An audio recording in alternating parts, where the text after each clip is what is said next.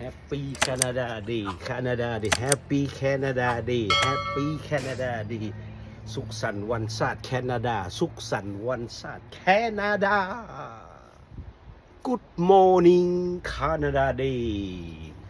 สบายดี FC เบิร์ดทุกคนมื้อนี้เป็นวันชาติของประเทศแคนาดาพี่น้องวันที่1เดือน7 2025ตอนนี้เวลา8:45 นาทีตอนเช้าตื่นแต่เช้าพี่น้องมื้อนี้บ่ได้ไปทำงานเป็นวันชาติของประเทศแคนาดาพี่น้องเด้อทักทายสบายดี FC ทั้งสปป.ลาว FC ทั้งไทยแลนด์